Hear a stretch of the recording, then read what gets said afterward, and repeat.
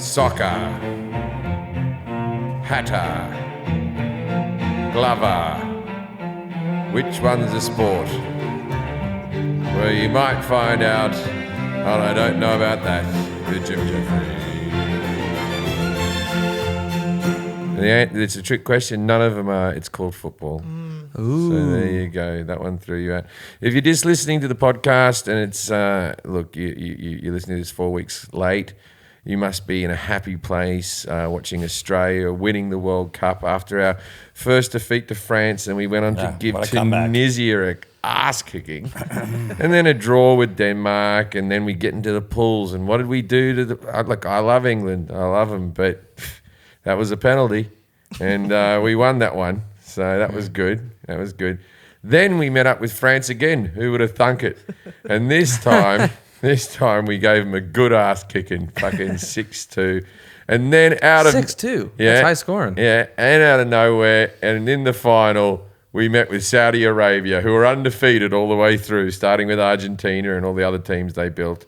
And the Saudis, they tried to pay fucking people off, but it didn't work out. There's not enough oil money in the world to stop the great Socceroos.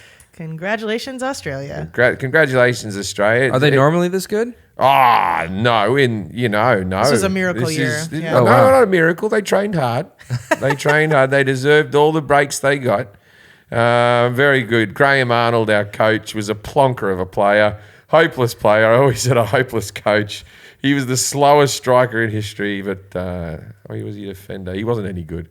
You could have an open goal and fucking miss it. But now he's coaching the team, and he's a wonderful coach, and off we went. And all the players now have been signed up to European teams, and Australia looks to be the dominant force in world football for the next 20 years. Congratulations. Thank you. It's amazing. Thank you.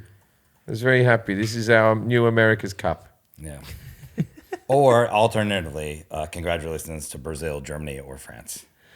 Yes, there is another argument for that, but that's not how. That's on a different timeline. Yeah. It's not on this one. Look, I tell you, if the Australian Spain. soccer team win the World Cup after this loss to France, fucking Disney, sharpen your pens, mate, because you're all going to have to write a big check for this film. Right. Sharpen your pens. You can't sign a check with a pencil, Forrest. You can erase it out.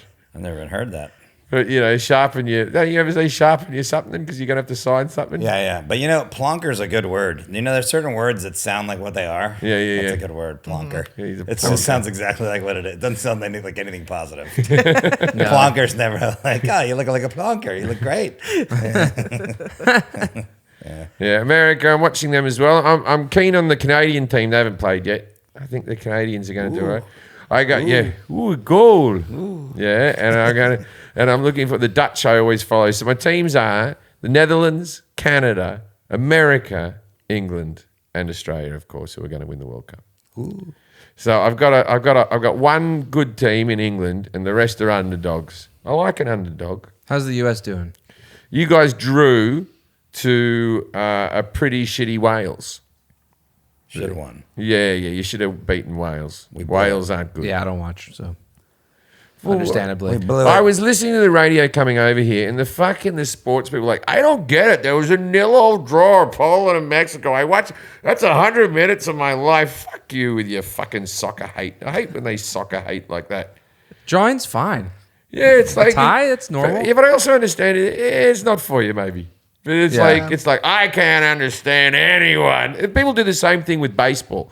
I like baseball as a slow sport, and people fucking, how can you watch it? It's so shut up. By the way, it's much easier to score in football, and there was 2 ties in football this year, and that's even worse. And they have an overtime. Yeah, and there's still 2 ties, so whatever's.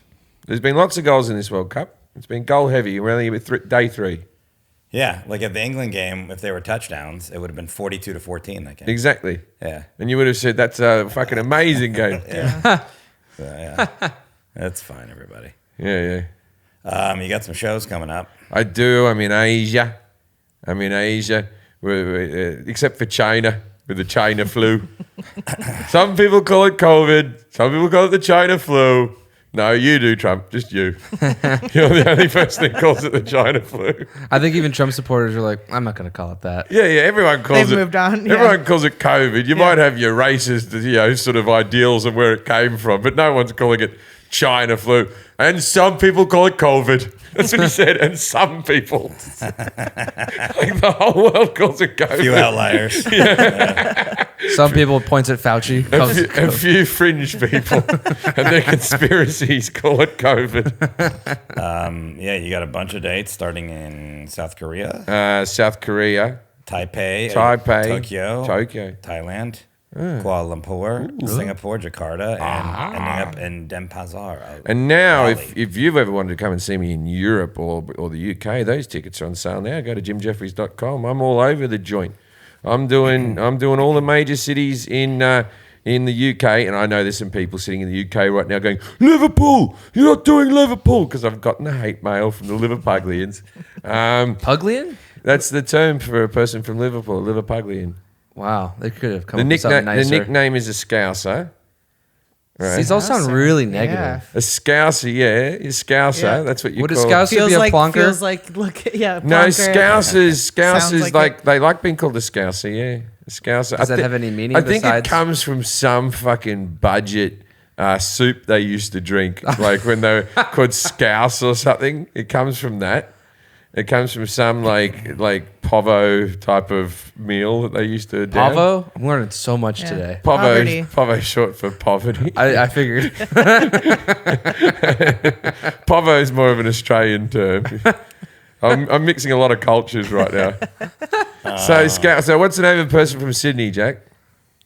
Isn't it a Sydney cider? Sydney cider. That's what I am, a Sydney cider. Is there a cider? Denny meal? Yeah, is Denny meal at there a Denny's. cider made in Sydney, like an apple cider? No, cider. SID. I know, but is there a cider? Yeah. No, there's that's a missed marking. There opportunity. you Sydney go. cider, Yeah. cider. Yeah, Sydney cider. What's a person from Perth called? This one's a real fucking weird one. Because there's Adelaide or Adelaideans, Brisbaneans, Melbourneites, I believe, Melbourneites. And I might be wrong on that one. And then people from Perth are called, what do you reckon? Perthos. Yeah, Pertho isn't a good bad name. Now, Pertho's Pertho sounds like you're special. Yeah, he's a bit Pertho. yeah. Talk slow. They're called sand gropers. What? Yikes. No, they're not. Yeah, they are. They're called sand gropers. Oh, boy. Like in like a textbook? Is what you would call them? This is like a proper term. Sand groper? A politician would be able to say it, and no Unreal. one would pull them up. Unreal.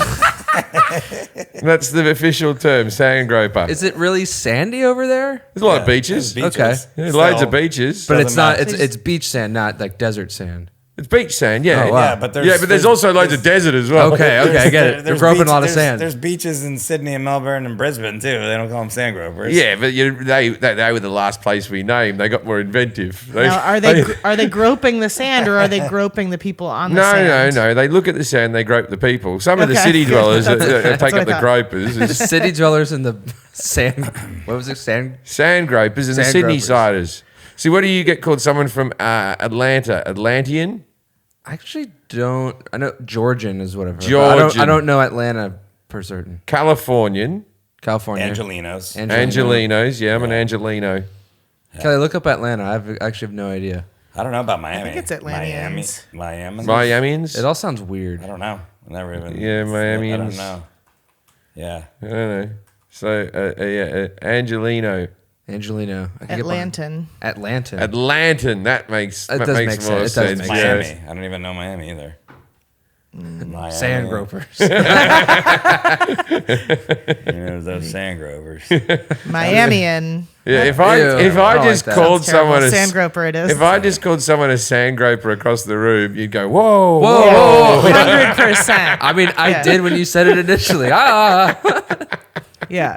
Felt like there was like a DJ scratch going on in my head as soon as you said Kelly, that. look up Perth and see if there. What do you call see if there is people like from a Perth? one that has like the name of the city in the name. First thing, a person from Western Australia is called a sand groper. It is a native insect only found in Western Australia. Oh, so it's the whole state. It's not just people from Perth, but the whole state, like Georgian, they're called Yeah, sand okay. gropers for the Western Australia. You have you have a few dates in the States in February. You have some in Vegas, February 10th and 11th. Yeah, we had a great time in Vegas. Coming soon. Bethlehem. It's not Bethlehem, Bensalem, Pennsylvania, at a casino. And then Windsor, Ontario. Yeah, that's near Allentown or something, isn't it? I've been there because I remember the Billy Joel song, and we drove through Allentown. They sang the song. And then you go to the UK. So you're in Scotland and all over England and Ireland a bit. And then you come home for a bit, and then you go back to Europe. The pre-sales on all the gigs, look, I'll always be honest with you people, right? The pre-sales on all the gigs have been awesome for Europe and Britain, except for one city. One city's not selling. And I told my agents, I said, hey, Can I guess? Wait. I said, make sure you put me here. I've always wanted to perform here. Oh. And Can I guess? Yeah. Milan. Milan. Yeah. Milan. They're all eating pasta and dressing nice, and they don't want to see some shit kicker comic fucking swear his ass off. It's the first stop on the tour too, on the Europe tour. You go Milan, Berlin, Prague, Warsaw, Helsinki, and so on. Everything else sold like 30-40% in the pre-sale, like right away, which is like really high numbers, great. right? Yeah. And then I went, oh, they must be missing a zero there on Milan. It's the first stop on the tour, though, so you get to go enjoy Italy. You get there a day early. Yeah, get there a day early. You get there, cancel the gig, live your life. Yeah, no, I'll get there. It's about a 3,000 seat theatre. It's going to be the moment if tickets stay the same, there'll be about 80 people show up.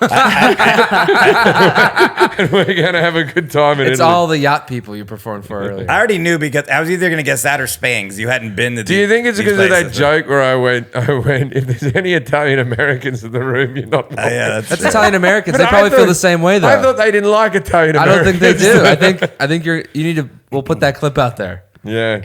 Well, come on, Milan. I'm gonna get off your Vespas and get some tickets. Get in there. Come on, maybe it just hasn't been advertised much in Milan, or you're too busy having the 3,000 siestas seats there. here. What do they do? They have I don't know. That's Spain. Oh, they seem to nap in the afternoon, though. The Milanians. Yeah, but but also what? But I know you wanted to go to Italy, but Milan is just kind of. You'd think it'd be like Rome or. I just said, put me somewhere in Italy, and this was the only theatre that bit. Okay. I thought Rome would be. I made this request to my agents, like, oh, they're not big comedy audiences, and I went, oh, I sell tickets anywhere. Because remember that we did that. We did the. I don't even know if we ever talked about that. You did the private. I did it. I did a corporate gig whilst in COVID, which was over Zoom.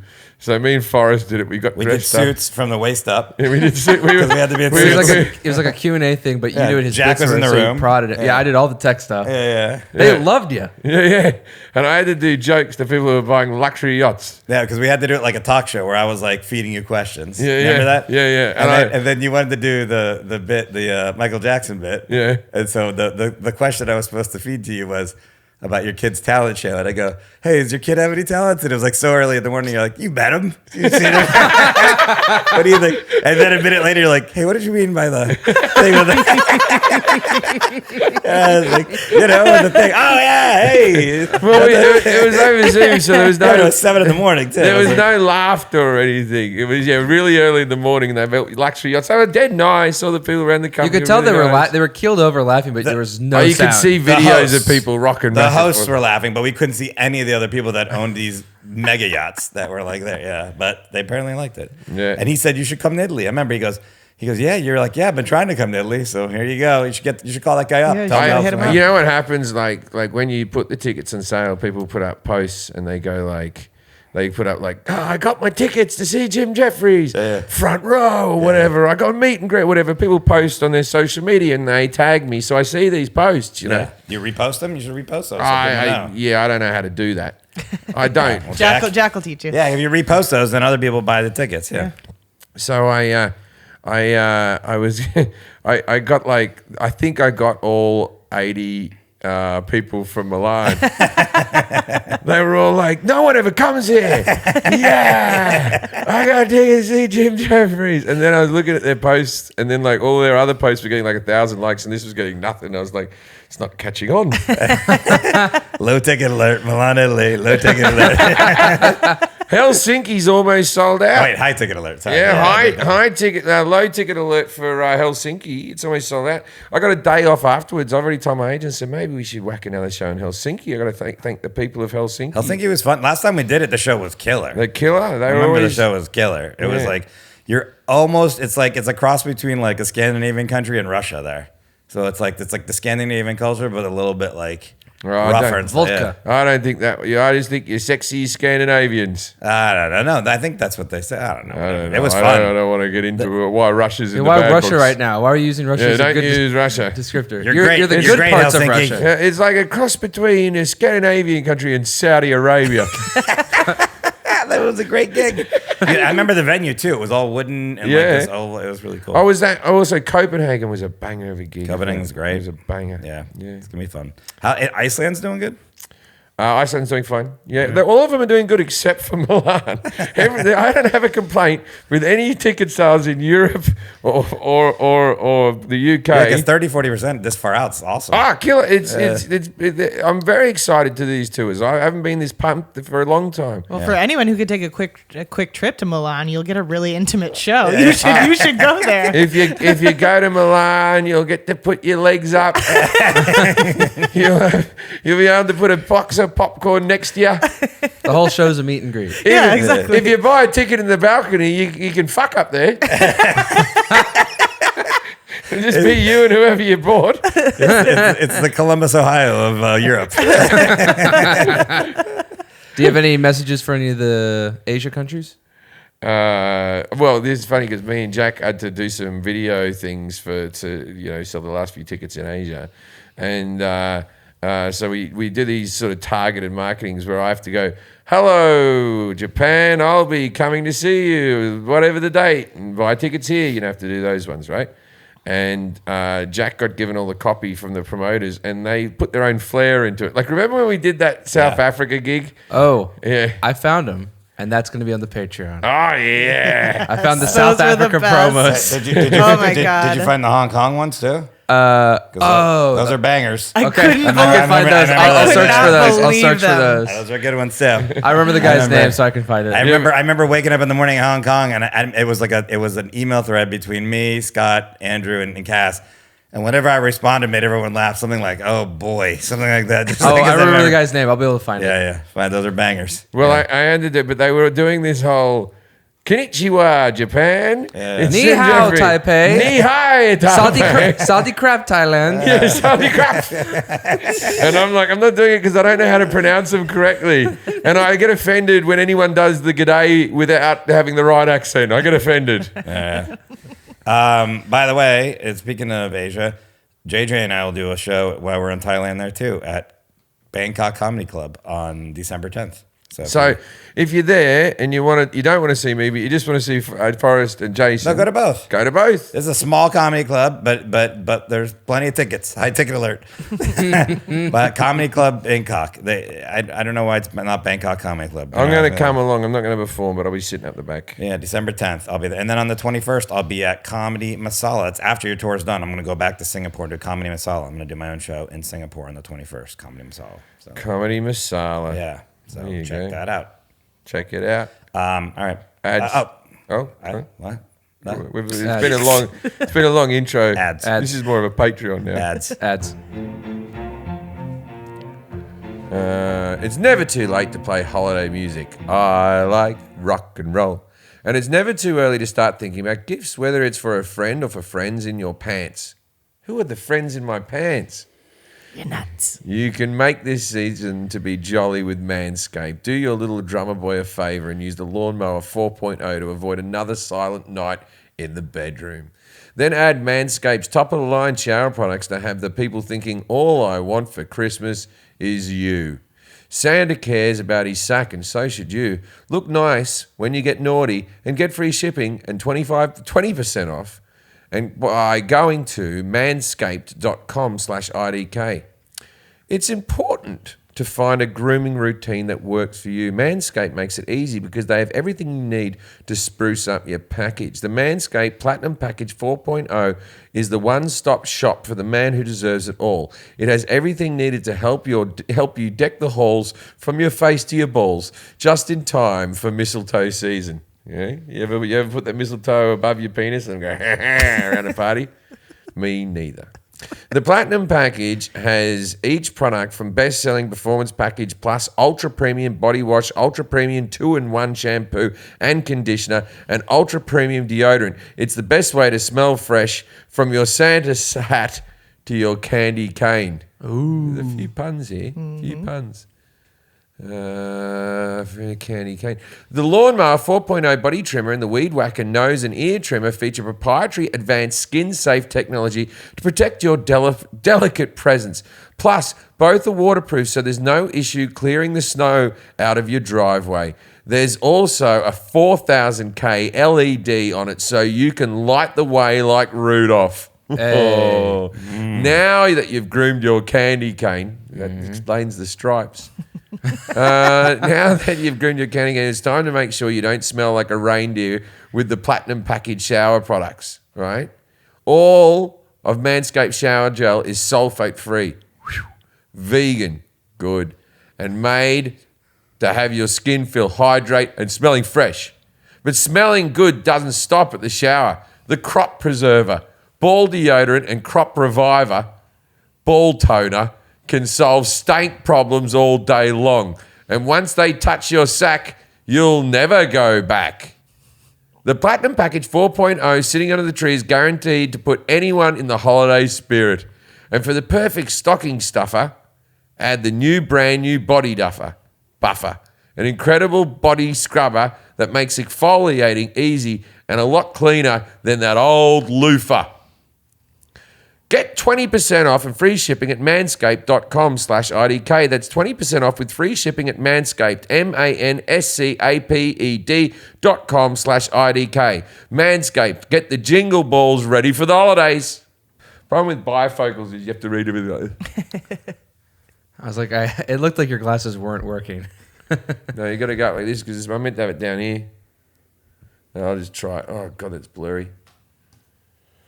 The holidays are here. Ding, ding, ding, ding. Achieve gifting greatness when you give the gift of perfectly aged, tender and delicious Omaha steaks. Omaha Steaks is America's original butcher since 1917 and a holiday gift that's guaranteed to be loved. The steak experts at Omaha have put together special curated gift packages to help take the guesswork out of gifting and make you a holiday hero. Go to omahasteaks.com and use the code IDK at checkout to get $30 off your order. Send an assortment of mouth-watering favorites guaranteed to impress, like legendary butcher's cut, filet mignon, air-chilled boneless chicken, ultra-juicy burgers, and even easy to prepare comfort meals that are ready in a flash. Omaha Steaks is ready to ship your order right away, so shop early and beat the shipping rush. Go to omahasteaks.com and use the promo code IDK at checkout. Omaha Steaks is the great gift for the heart. A gift that will be remembered with every unforgettable bite. Order with complete confidence today, knowing you're ordering the very best. Visit omahasteaks.com, use the promo code IDK at checkout, and get the extra $30 off your order. Minimum order may be required. This is a new ad.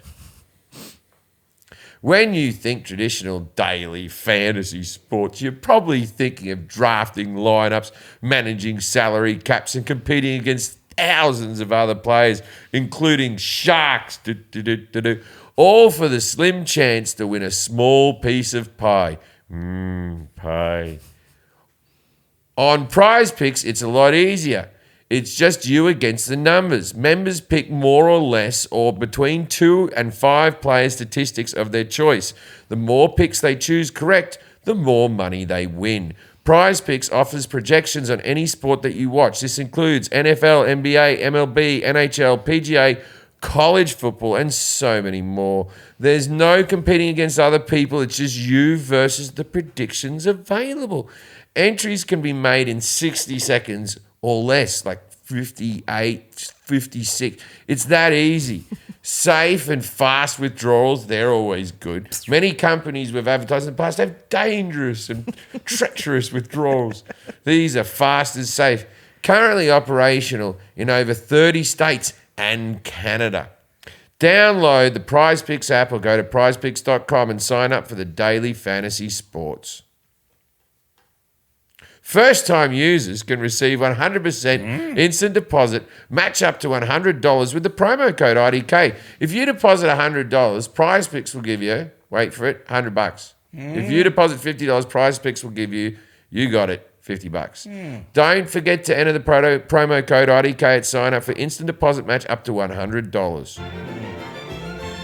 All right, please welcome our guest, Esmé James. Hello, Esmé. Now it's time to play. Yes, though. Yes, though. Yes, though. Yes, though. Judging a book by its cover. All right, so Esmé, I'm going to suggest that you, if this isn't your topic, this is something that goes on in your life. Obsessive compulsive disorder. You have all your books color coded. It's not the Dewey Decimal System. No one ever goes, oh, yeah, no, that would be in the pink section.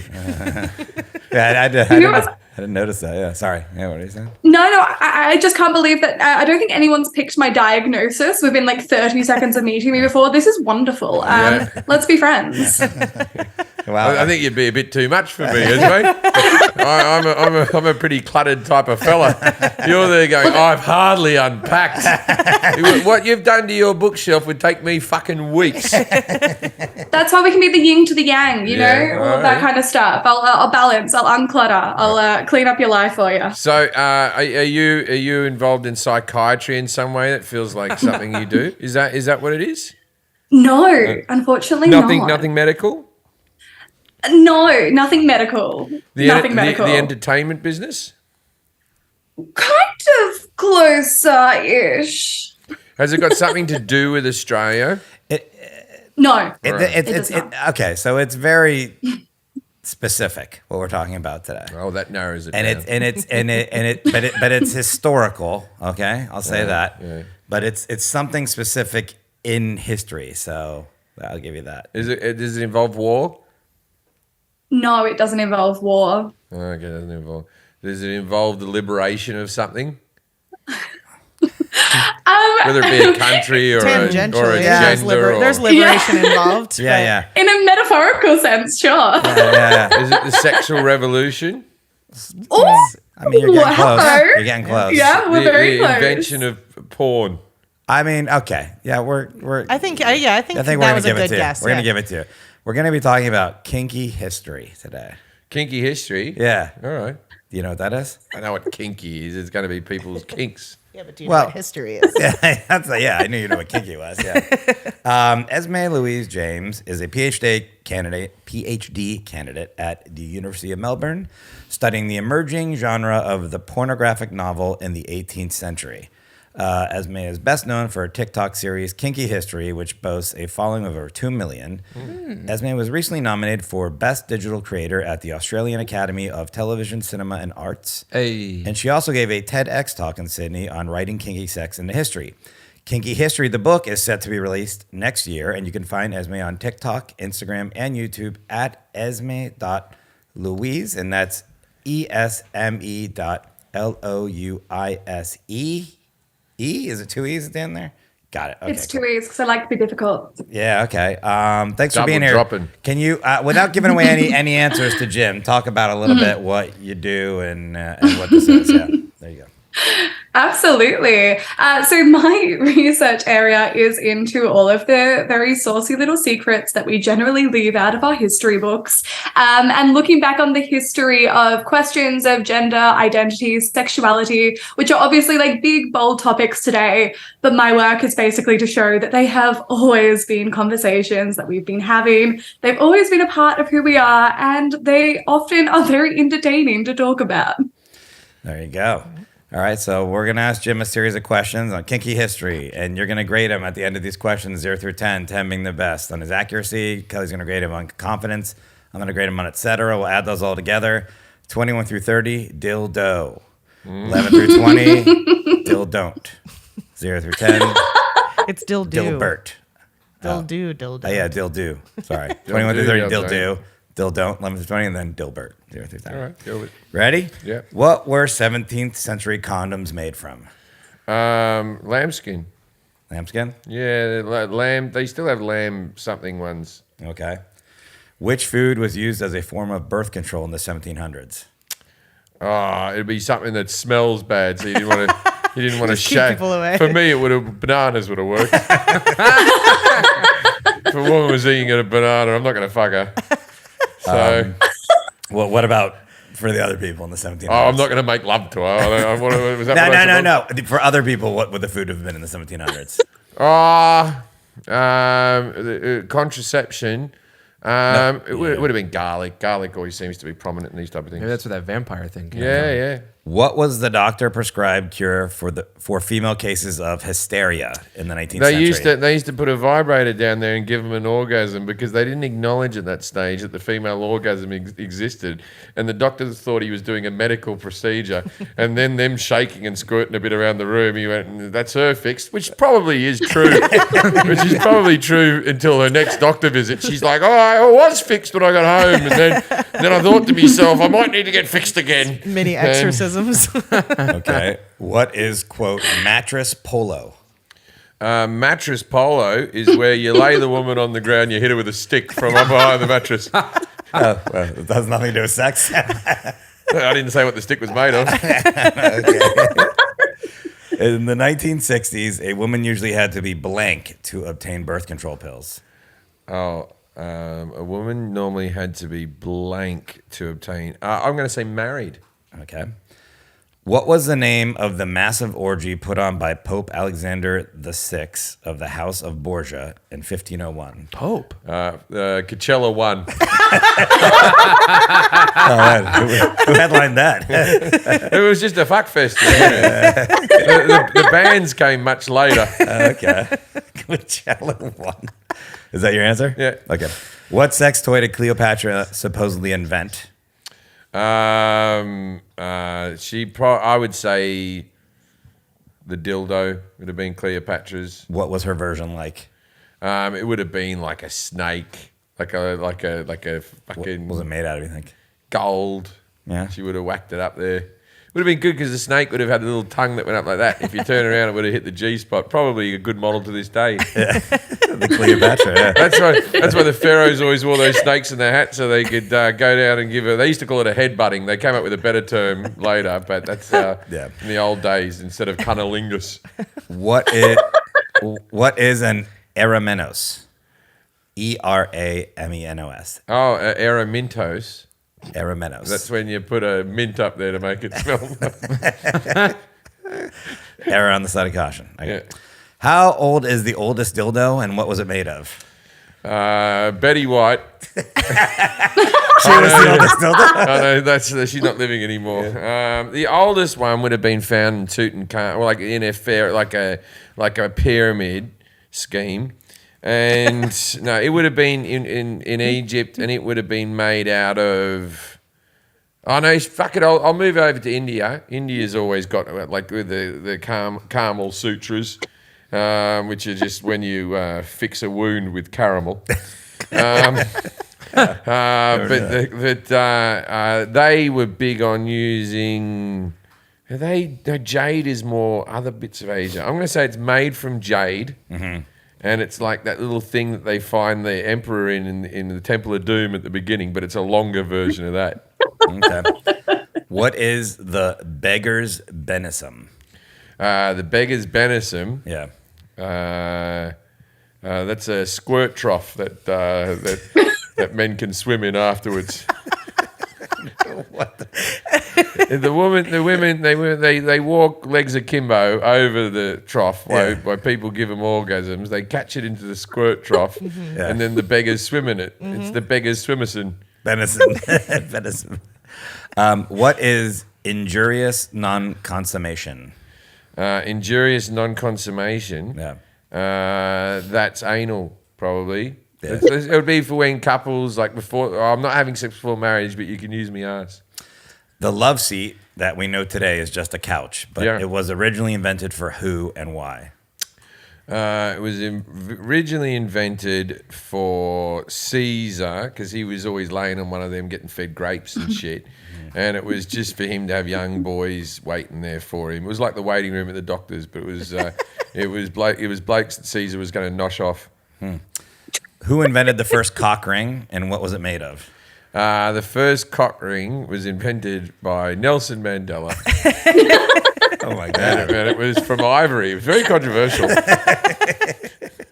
Killed an elephant. Yeah, in Africa and all, like it was just the end of a tusk, and he cut it off, and then he dug through the middle like a circle. Okay. I would have had the pointy end of the tusk for my cock ring, but he had Nelson Mandela. During World War I, members of the British secret, I think you're blocking that, Secret Intelligence Service discovered they could use what as invisible ink?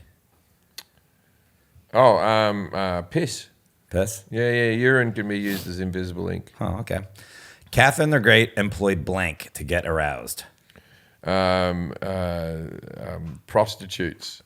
Good guess. Yeah, Yeah. it would work. Makes sense. You can only employ so many things. Well, it wouldn't have been accountants, though, right? Oh, that gets rough. Yeah. What's a merkin, A merkin is a pubic hair wig. and why was it invented? Because, well, there's a big stigma around wearing a merkin. My father actually lost hair above his penis, and he just grew hair out the side of his thigh and whipped it across. And he was shamed for it a long time. He thought it looked natural and did from straight on, but when he walked, it was no good. There was a gust of wind. Okay. A couple more questions here. How were brothel tokens different than actual money? It's this brothel tokens are the same as like when you go to a theme park and they give you like Disney bucks or something like that. Yeah. It's like regular money, but it's fun. Yeah. Okay. It's like Pepsi dollars, to get all that stuff. Brothel tokens. So it's like I never heard of it. You finish a gig, and they go, "Do you want to be paid in cash or brothel tokens? I can give you $200 in cash or $300."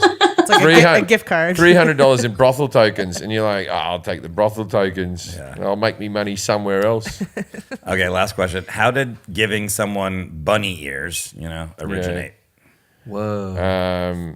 You know what we're talking about today, so it's got to have something to do with it. That would have been the shocker. It would have been ass and original vagina. shocker. So they did like this, and then take a someone picture. put it was in the ass and the pussy, and he's banging like that. And then he didn't have enough respect for her afterwards, so he was wiping the back of it on her hair. Look, I somebody was wouldn't taking a do this. picture then? I wouldn't do this. I just know this guy's a bad dude, right? So he's cleaning up his fingers on her hair, and then someone took a photo, and he's laughing. And he did it, and then the bunny ears, and they went, "Oh, that's what he was laughing at." And he's like, "Yes, that's what I was laughing at." Esme, how did Jim do on his knowledge of kinky history? The questions we asked him, 0 through 10, 10 being the best. Oh, look, I've been very generous with my marking because I believe that the creativity that was displayed here today was truly phenomenal. So, look, I'm going to give you a solid 6. Yeah, I think so. There was some completely correct answers and some things that I don't know if anyone's ever tried before, but they might now. Well, you're a pioneer, Jim. I am. Yeah, okay. How do you do on confidence, Kelly? Wildly confident, Yeah, actually. very confident.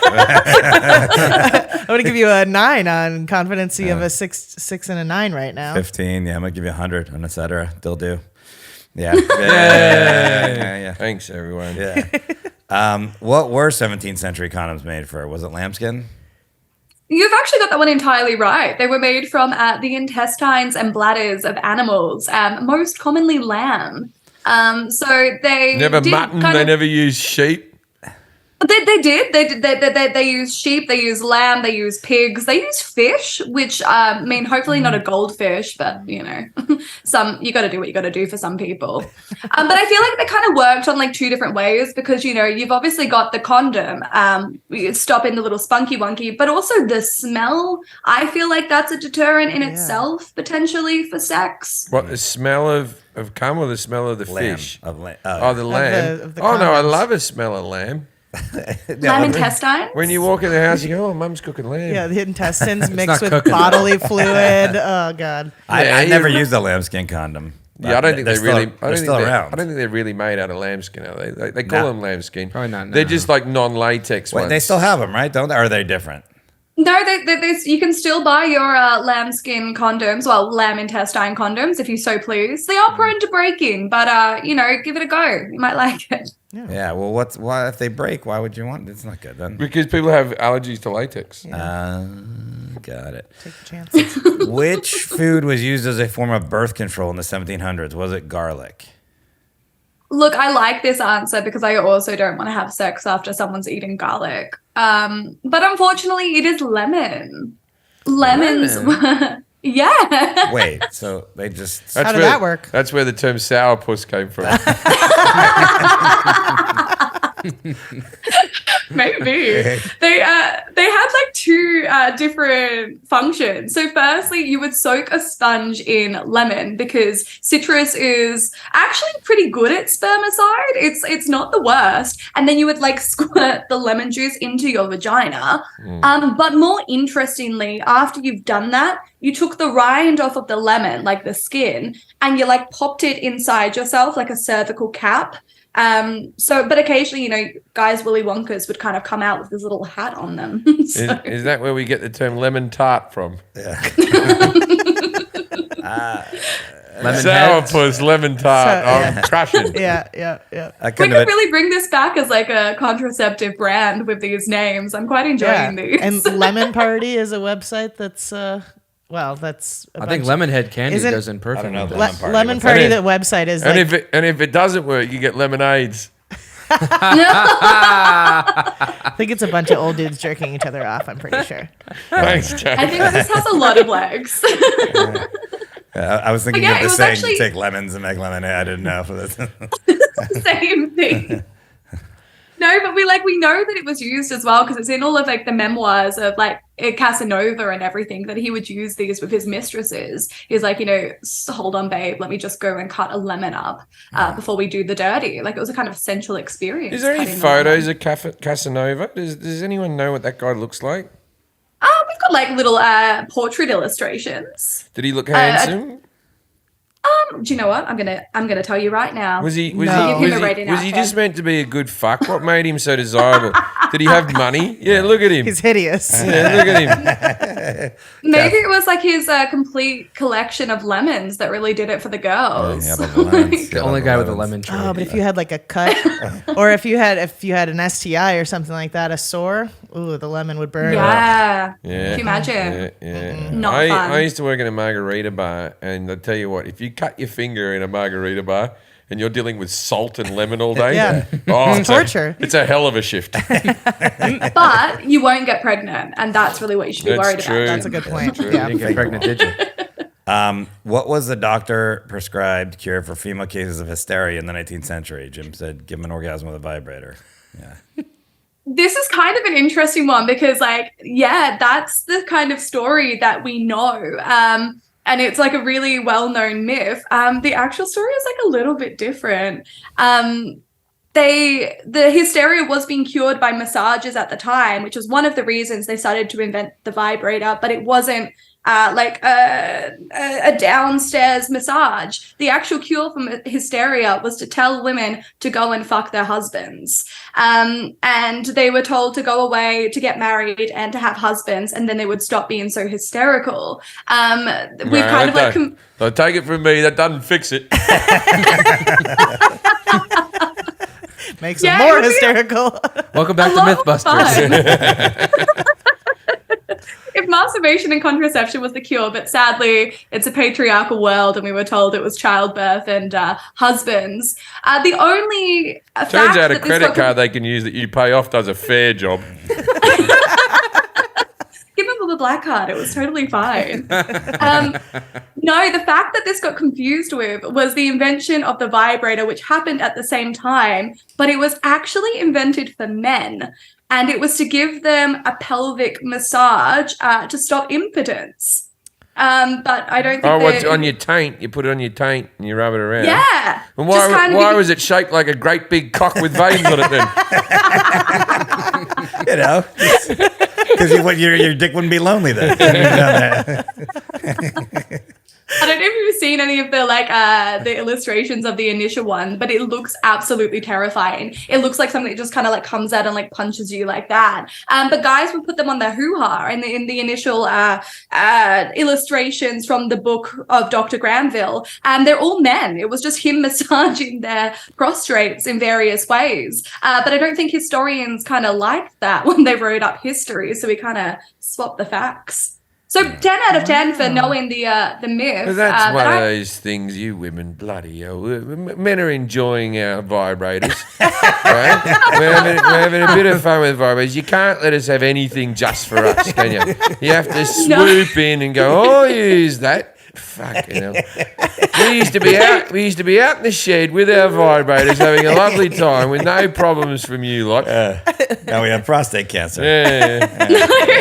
but that's like exactly kind of how it happened as well, because they started to advertise like vibrators to bring home, because men used to have to go to the doctors to get their balls massaged by them. But then they were like, women, you can take home a vibrator and your husband can do it himself. And when this was advertised, only women really kind of bought products for their household in like this period of time. So they had to make it appealing for women as well. And so they're like, women, it can also cure your wrinkles. And so you can see all these fantastic TV adverts from like the 1960s where they're just like, hey, women, like, look at this. You can put a vibrator under your bed and cure in the your 1960s, wrinkles. this late 1960s.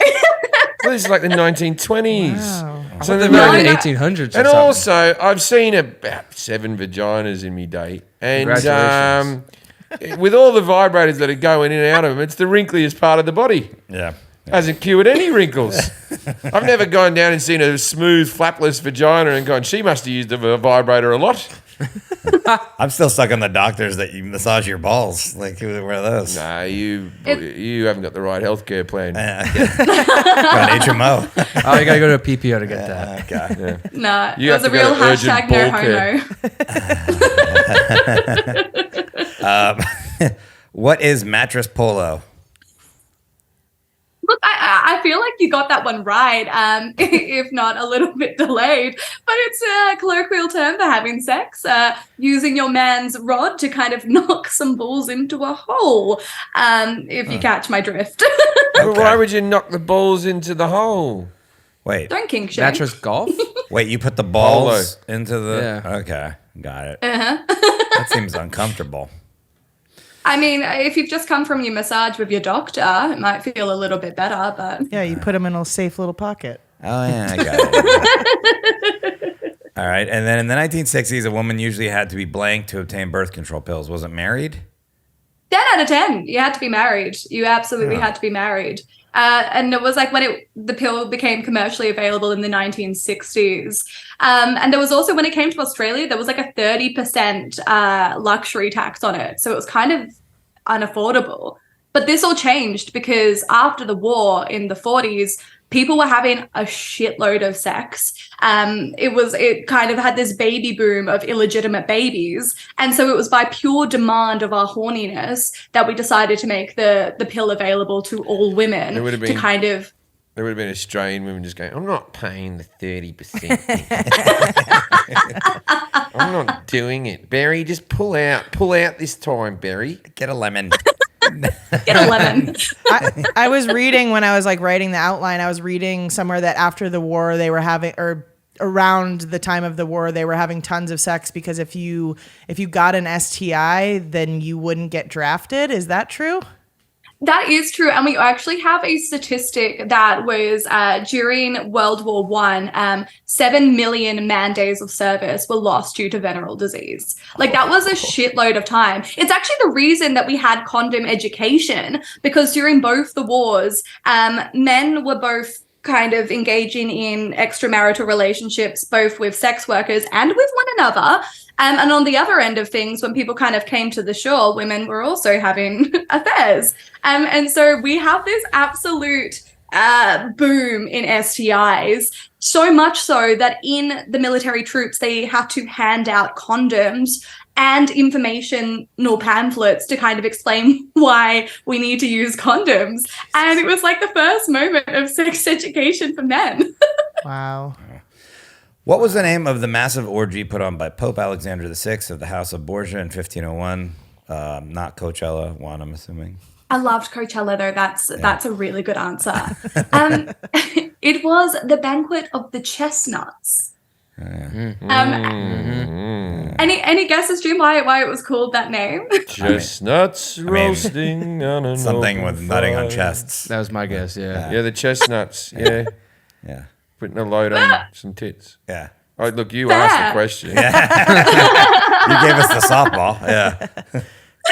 No, so the entire the Pope and all the beautiful churchmen were having this very big elaborate banquet, and as part of this, they had 50 sex workers in attendance. And during the night, they got them all naked, scattered chestnuts all over the floor, and the sex workers had to dance and pick up as many chestnuts as they could with their bodies, not using their hands. And that's how it got its infamous name of the Banquet of the Chestnuts. Oh. I didn't even know the popes had orgies. But, Yeah. Are they allowed to have that? They're not married. well, I guess, but still, I didn't know that was a I thing. Why think don't they there are do a that lot. now? There were a lot of popes that were involved in a lot of sex stuff. Being a It felt pope now like. sucks. Yeah. Being good back then. Too That's much when you social would be a media, pope, yeah. No.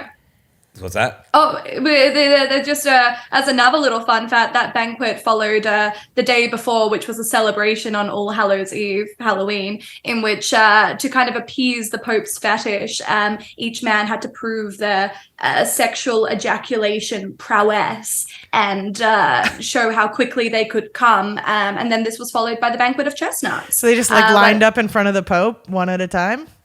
Like pretty much from Oh, like the little fragments. I'd be hopeless we at have. that. I'd be there going, yeah, everyone just don't look at me. You're putting me off. Don't say anything. You made it worse. Yeah, there's also religious stuff around you. Hey, It's like- hey, Pope, can you call yourself a whore but in a girly voice? Oh God. I love it. You have enough like blood of Christ, and maybe you'll feel up to it. I'm not sure. I've had blood in it before. What sex toy did Cleopatra supposedly invent? Was it the dildo? And what was her version like?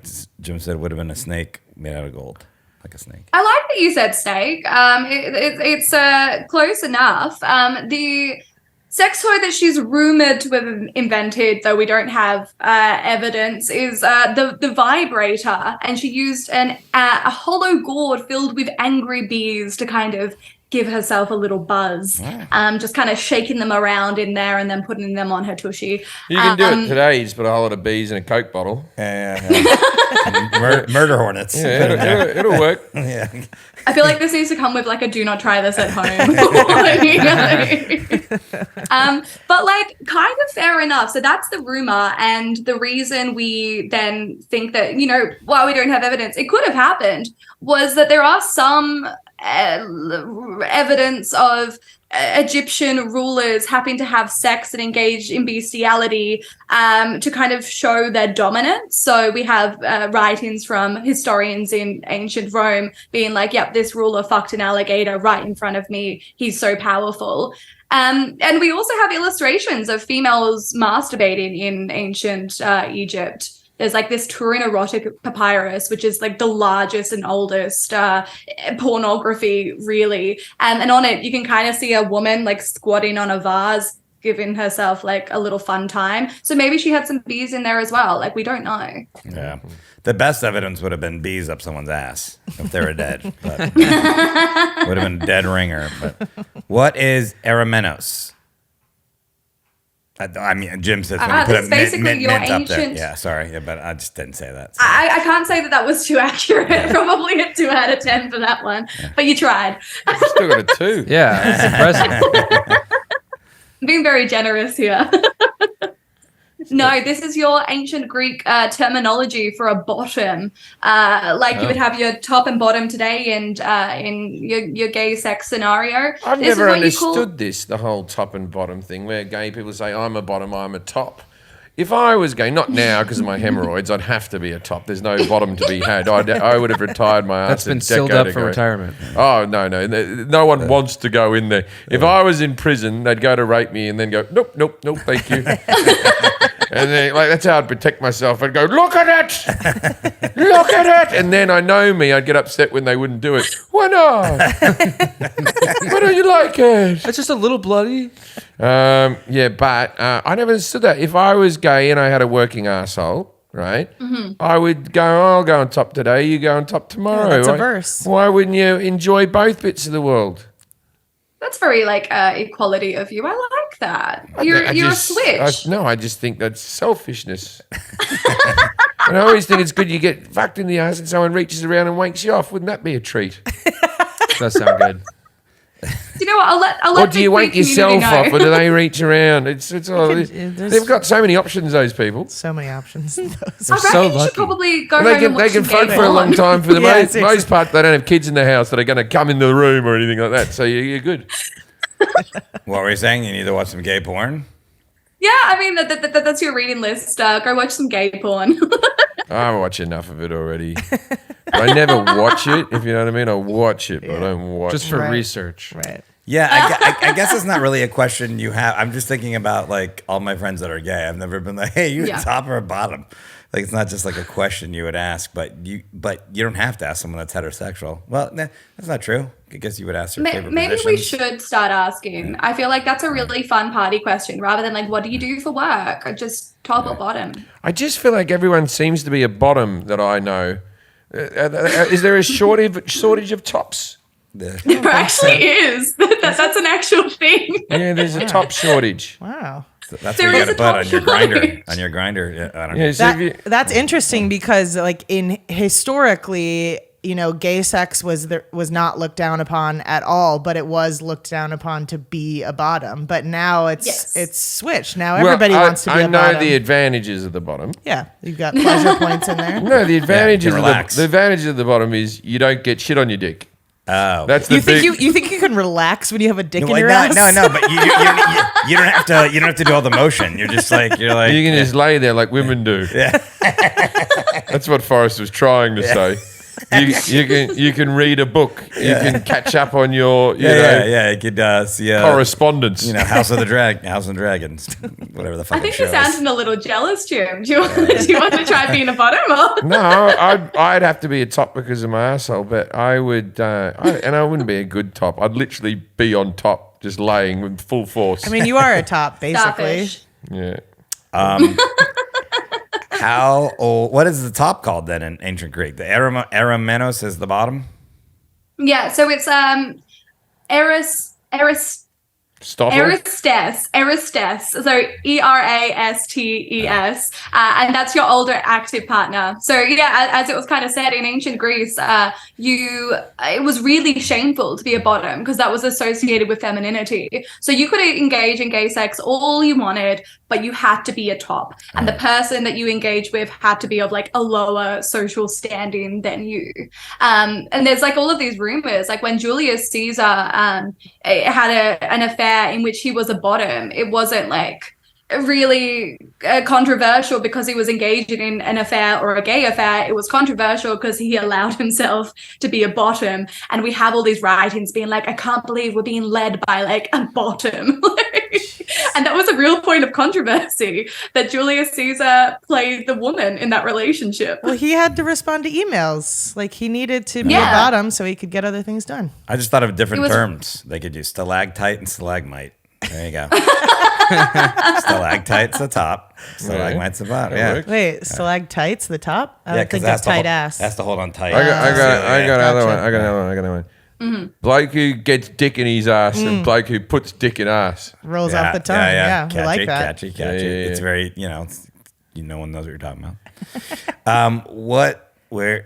How old is the oldest dildo, and what was it made of? Was it found in India? That's what Jim said, and made from jade. That's what he thought. Look, well, we're a few years off, but I point to the Kama Sutra because there is an appearance of a dildo in the Kama Sutra. But the Kama Sutra is written around like the 2nd to 3rd century, right? The oldest known dildo is estimated to be 28,000 years old. For like a little bit of context, we only invented writing at 5,000 years. So we were far more interested in having a good orgasm than trying Yeah, to maybe record we it would in have written invented language. it faster if we weren't fucking ourselves with rocks. Yeah, it couldn't have been made out of something. So what was it made of? It can't be something good if it was that old. No, it was made out of a siltstone, which, famously is used for lighting fires. In this case, a very different kind of fire. But the oldest one was found in this German cave in 5 different parts. And we have other models from, 5,000, 10,000 years ago. This is the oldest to date. And I absolutely love this. The reason that all of these have been finally determined as sex toys is not only because, they have a phallic shape and a little ring on the top, but because they are, quote, in the study, highly polished from overuse at the top. So yeah, but they probably also only had one in the town. Probably wasn't one person. Yeah, you got to fashion it. Once you make one, it took me 10 years. You probably rent it out like an Uber to people. I just say a business idea. there you go, modern day progress in the ancient world because of sex toys. If you got a vibrator laying around in your house and you go to work and someone could knock themselves off in the middle of the day with it, Uber vibe. Ancient Uber, I love it. But no, we have them from all over the world as well. It wasn't just like one place that they were like, hey, should we have a sex toy? We have them from everywhere, which I think is really enjoyable now, considering the taboo we have around sex toys that back in like the caveman age were just like, hey, pass me my rock. It's beautiful, really. It's beautiful. Were they shaped like cocks, or what were they? Were they markings? Some of them on? are.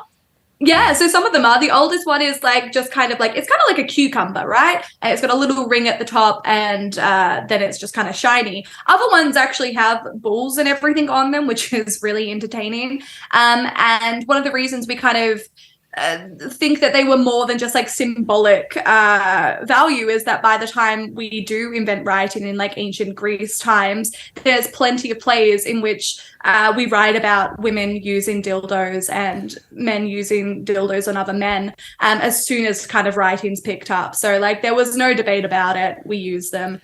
In ancient Greece, actually, we may have used their version of poppy-seeded baguettes. There was like a breadstick that's rumored to have been Get a bloody yeast specific. infection from that, I tell you.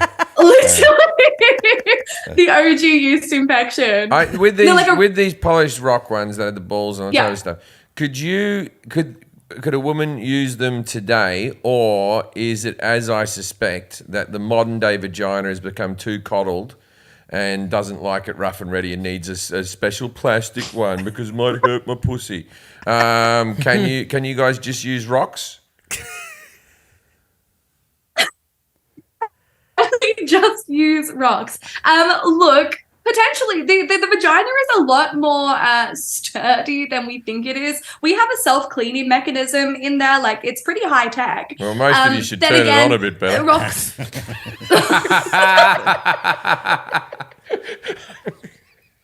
This is too childish for me, this podcast. I can't do it. No, I think she's frozen or she's very upset. Serial infection there. I think you froze Sorry, for you a second, froze. Esmé. I'm sorry, you froze for a second. Oh no, that's because I'm just talking about rocks in my vagina. I got scared. Yeah. That's the Australian government. And like when people go, you got rocks in your head, I'm going to say, she got rocks in her vagina. Okay. I think we have you back now. Okay. I mean, police don't have sex with artifacts in the museum, even if they're a sex toy. I feel like that's a good rule. Yeah. But could They're you? old. Do you look at these old dildos and go, yeah, that'd be all right? Or do you think that would have been rough? I suppose it depends on how horny you are going into the museum. She said this to be one's honest. really, really polished. It's really smooth. Yeah. So. What's the oldest pocket pussy? Where's that one? The oldest pocket pussy. Yeah. We have weird examples throughout history of men shoving things where they probably shouldn't be shoved, but old definitely log. in the 17th And that's how I got century. bit by a funnel web spider. Yeah, just an old log or something like that, or yeah. Wait, No, definitely come in the 17th century. We're trying to like shove them into like a lot of pillows in brothels. So, I think that's not did exactly a pocket pussy, but close. Did we find any, because the Aboriginals are the oldest people on Earth, did we find any in the Aboriginal culture? We haven't actually got any artifacts that I know of that were found here in Australia. didgeridoo. No, sadly. That's The didgeridoo. the ultimate, the original pocket pussy. Yeah, the didgeridoo works for him and for her. Yeah, that's universal. Self-cleaning. You get two women on a boomerang. All right. What is the beggar's benison? They come, but they never come back. God. Nice. What, what is the beggar's benison? Is it a squirt trough that men can swim in afterwards? That was such a creative answer. I did Thank enjoy you. that. Thank you. But no, it was a gentleman's club that celebrated male sexuality that was founded in 1732 and existed until 1836. So, like, you know, a good 100 years of it. But it was a very horny gentleman's club. And They no kind women, of like the no banquet of women the allowed chestnuts. into the club unless they were hookers or something, or what happened there? Pretty much. There was some days where you would kind of bring your own partner, who could be whatever lady you wanted, but that was mainly to engage in libertine activities with her. The guys would basically get together, drink, eat, sing obscene songs. They would read pornography together, and as part of like their initiation into this club, you would have to wank all together, just as like a bit of communal #NoHomo engagement, really. They still have clubs like that and that are they- just for men. And you're like, what is that? And they still fighting. They've one in Australia that has like all these old prime ministers in there and stuff like that and all these billionaires. And they had a vote while I was out in Australia whether they should let women in. And they've still voted against it. In like 2020, they went, oh, no, we're bloody not ready for that type of shenanigans. Where was this one? The beggar's benison. Where is this one? Scotland. But you know, it's like big, one of many. red, hairy bush dicks fucking masturbating around you. Some guy called McTavish fucking Oh jerking no, I off. love it. Yeah, that's why they wore skirts. Easy to reach. Yeah. What is? No, Oh, Put sorry, go a ahead. wee bit of cum on this plate. If you shoot too much, it'll hit me in the eye. wee little winky. So what were you saying, Esmé? Sorry. Oh, sorry. I thought you were saying. I was just going to say, it's like kind of just like one of many gentlemen's sex clubs around Europe at the time. They were really popular. There was another one called the Hellfire Club, which is actually, if you've watched Stranger Things, they've got a Hellfire Club in the most recent season. And it was based on the myth of this old sex club that existed in competition with the Beggar's Benson. And was there women's sex clubs? No, sadly not. There were a lot of women-run brothels, but Is there even just No, no lesbian sex clubs for bars? I us. don't feel like lesbians get their own joints enough. Sorry. That I was feel I like, mean, in the modern day times. I feel like there needs to be more just lesbian bars. I feel like there's gay bars, and I'm sure there are lesbian bars, but they don't seem to be. I got an alert on Hinge one day that said, "Hey, every time you buy a rose, which is just like a super like essentially, the money will go towards one of the final 12 lesbian bars in America." Right, so there's only 12. Guess so. Because you go to a gay bar, and I might get in trouble for saying this, but it is like opposite world. It is. It is opposite world. Yeah, one time when all the men are dancing and twirling around the room and like living their lives, and all the women are sitting at bars drinking pints, and it's like it's the opposite. It's the opposite world, man. I was thinking that when we went to in Minneapolis. Yeah. All the lesbians were at the bar, just sitting there. Yeah, all the lesbians at the bar in flannel shirts, just like that, and all the men are twirling around. There's a bar that we go to in Minnesota. That's what I was talking about. Yeah, that's the one in Minneapolis. That Yeah. I tell you what, the gays don't know how good they've got it. They've got it made. They've got it made. There's a bloke just showering there with his dick out, and you whip a note in there, and then he smashes the dollar up with his penis, and he just showers the whole time. Yeah. Yeah, and then he doesn't have to shower for I work. love And they don't. It's not a sex bar or anything like that. Just a regular bar with a man with his dick out, hitting dollar bills up the perspex wall. He does some handstands in there. Oh yeah. that's- Yeah, he's very entertaining. In good shape. I've seen a lot of them. Yeah. I've stood in that bar. I think you give him $5. I give him $5, man. He's working for it. Yep, he works hard. Pun intended. What is injurious non-consummation? Anal? Question mark. It's not anal. Good guess, though. Injurious non-consummation was when you failed to impregnate your wife and you couldn't perform in bed. And so in the 16th century, there were what was called impotency trials, where a woman could condemn her husband with injurious non-consummation and say he couldn't perform in bed. And this was one of the very few reasons that the church would allow people to get a divorce for. So sometimes women would just say that their husband couldn't perform and make it up. And so what ended up happening was the husband had to come to court and he had to perform solo in front of the courts to show that he could climax and ejaculate. And if he failed to do so, the origins of performance anxiety, he could then request a further trial in which him and his wife, in an agreed upon location, would fuck in front of a team of surgeons, midwives, and doctors. And they would judge the quality of his admissions and his ability to stay up. And it was then decided whether or not a divorce would be granted. Wow. Oh boy. It's better than divorce now. Now they just take half your stuff and you don't get to fuck her ever again. It sounds like how they used to find witches too. They're like, Yeah, if you are a witch, you would float. Yeah, you wouldn't float. I so would just do that. They go, oh, he can't fuck. And I go, I saw her flying the other day. Two can play this game. No witches, no. These became like a really public source of like entertainment as well. So people would like literally gather in crowds around the I'm going location. to the fuck trials. And they would actually... Yeah. the It was jerk like off the court. AFL of its time. And then like You if he actually didn't got, get like, if he flags. didn't get up, my you'd God. boo. Boo. No, Then he gets it up, literally. "Way!" This actually happened. There were the absolute crowds that like learned songs and chants, and they chose whether they were going to support the wife or the husband. And so when they would come out of the room and they'll be like, "Oh, he couldn't do it," they would like throw tomatoes and stuff at him. So like They should bad still do enough that he this. just But what failed to about perform. did the jury take into consideration if your wife was ugly? No. Or if No, she they if do she not. gained 200 pounds? Did they go, oh, all right, fair enough then? Was that ever put into consideration? No, I can't say historically. There's It's any always been evidence of hard that, being a no. man, hasn't it? We've never had a yeah, you've had it real rough. We've Yeah. never had a sweet spot in history where people took care of us. So tough for you. No, poor man. The love seat, we know today is just a couch, was originally invented for who? Jim said for Caesar. They fed him grapes on it, but it was like a waiting room for for young men. There you go.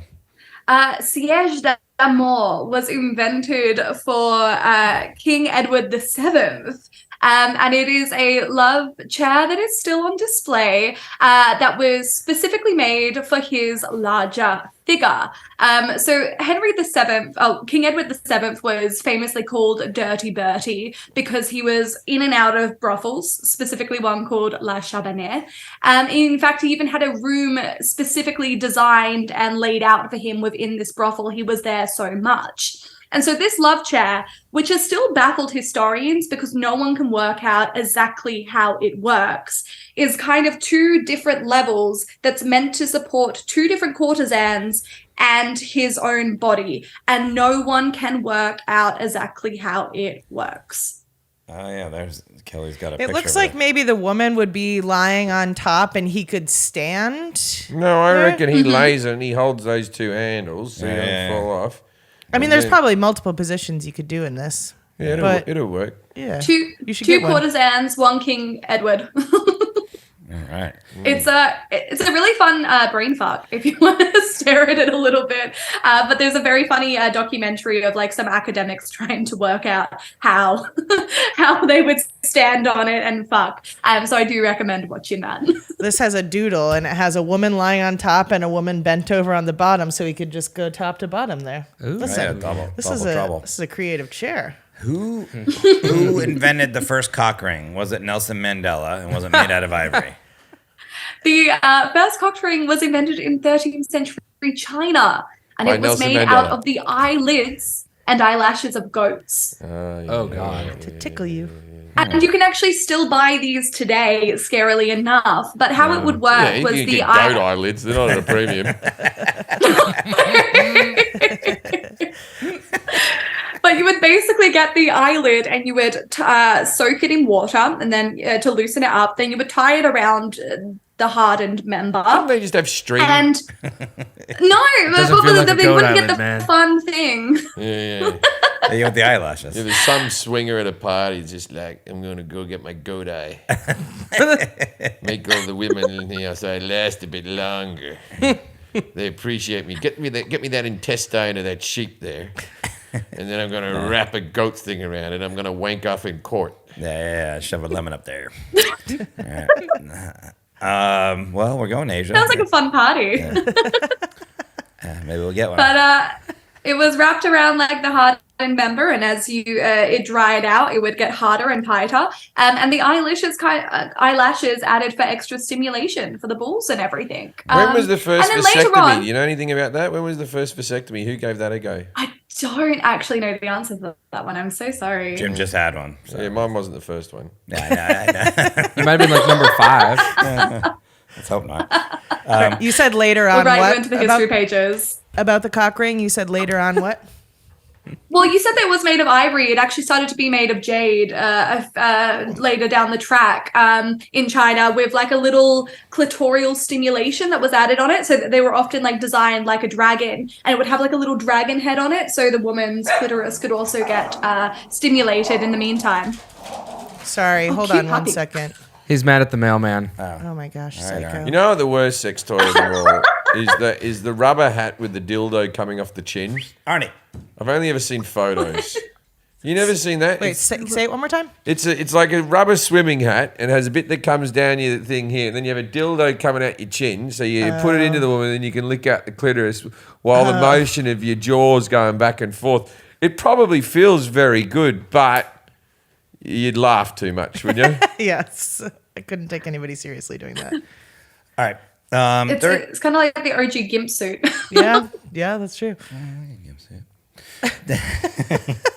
During World War I, members of the British Secret Intelligence Service discovered they could use what as invisible ink? Was it piss?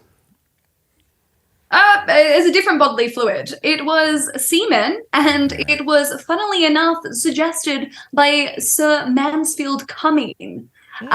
This is a Not true my proven semen. fact. I have a very gelatin-like semen. You can use mine as So actual. you couldn't write with it? You know, you could stretch it and put another bit there, and you go like that. And It you would go be like that, and permanent. you go like that, and that's an M. It's disgusting. Hold on a second. So is that Kind why of it's like putty. is that why it's called cum? Putty. Is that why it's called That's cum? not why it's called cum. It was no, sadly not. Just a really fantastic, fortunate name for Sir Mansfield Cumming to have. Yeah. They actually had to stop using it only because of the smell. It was becoming too poignant that it was kind of obvious that it was invisible ink. Yum. Or something wasn't right with the letter. Right. Catherine the Great employed blank to get aroused. Was it prostitutes? It was foot ticklers. And foot tickling was actually a very lucrative career in her time. You could gain a lot of fortune and prestige by being a foot tickler. Wow. And Catherine the Great and other czarinas would regularly employ foot ticklers to arouse their feet and tell them obscene songs and stories She doesn't to sound help get them in the fucking mood great. for their lovers. She should be called Catherine Hard Work. Catherine the Hard Work. Yeah. An American, is that a pubic hair wig? And why was it invented? It is a pubic hair wig, and it was invented by sex workers all the way back. I think the first entry of it is in 1450s, and it was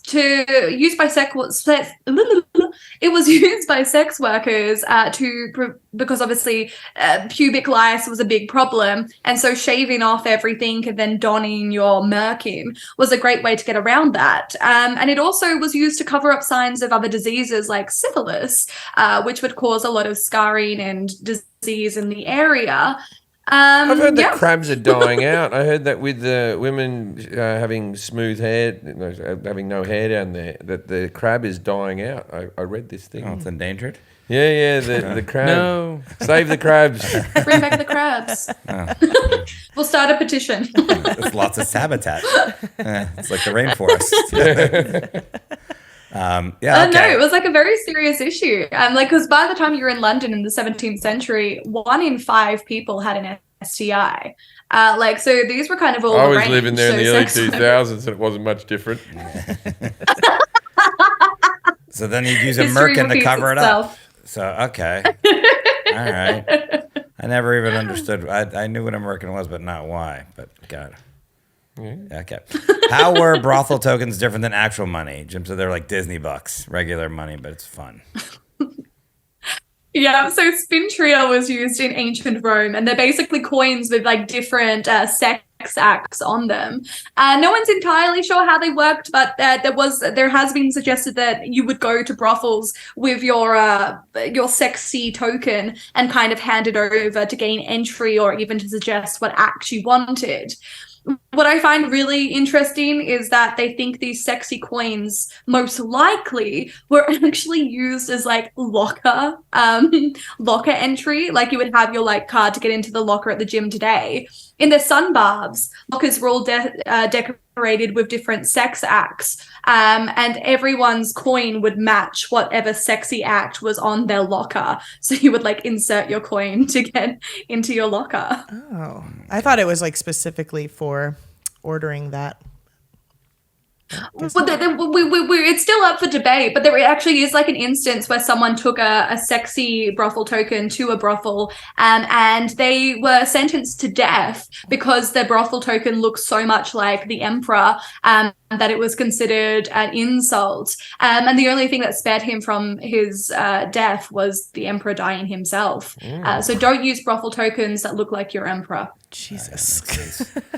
How did giving someone bunny ears originate? Was it the shocker? And then you wiped it on the picture? Yeah.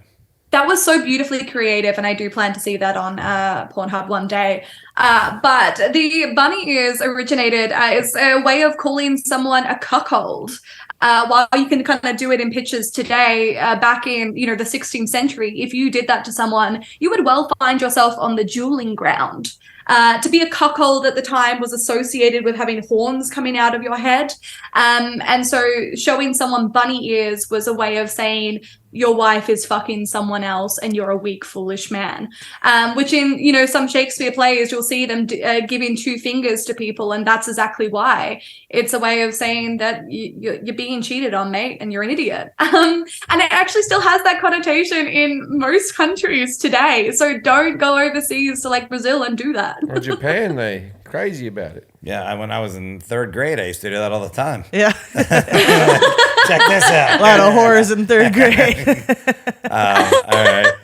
Okay, this is the part of our show called Dinner Party Facts. We ask our guest, our expert, to give us facts, something obscure, interesting about this topic that our audience can use to impress people, even though all of these are probably kind of dinner party facts. Do you have anything else? Yeah. Look, I think my favorite dinner party facts, if you ever want to kind of really bring down the tone for an intelligent discussion, is talking about the sexy writings of people like Mozart or James Joyce. Mozart, while we play him to babies today to make them intelligent, wrote at least 8 different songs about the joys of getting your ass licked. Really? I don't remember those. Ass in E minor? What's that? There's a great song called Yeah. Ass Music. Yeah. Tongue punching. Clarinet version. In D minor. All right. Dun, dun, dun, dun, dun, dun. Lick us. Dun, dun, dun, dun, dun, dun. Lick us. There's like a great one called like Leck Mich im Marsch, which is called Lick Me in the Arse. And it's like an 8-part canon. So you're meant to sing it with all your 8 friends, which is like lick me in the arse, lick me nicely, like the licking of roast meat, lick, lick, lick. Everyone tried to lick their ass for themselves. And it was like a party round. And so when Mozart died, his wife had to send like a little note on the manuscript to be like, hey, these are my husband's compositions. You may need to change some of the lyrics. And so that was changed to Let Us Be Glad. But Lick My Ass Nicely and Lick My Ass we've refound the initial lyrics, and they're truly beautiful. We got to learn those for the Patreon. We can do a round. All right, Esme. Well, Do you have 8 friends willing to sing Like Mishy Mush? Oh yeah. No, Oh yeah. I don't. Got at least. There's 4 of us here. Esme, thank you for being here. You can find Esme on TikTok, Instagram, and YouTube at esme.louise. That's with 2 E's at the end, and we will put that on all of our things so you can see it.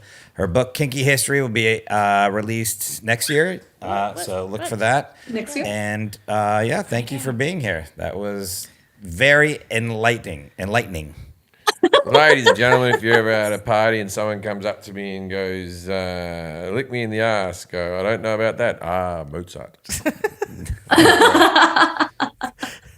No, thanks so much for having me. I've been truly inspired by some of these answers. Good night, Australia.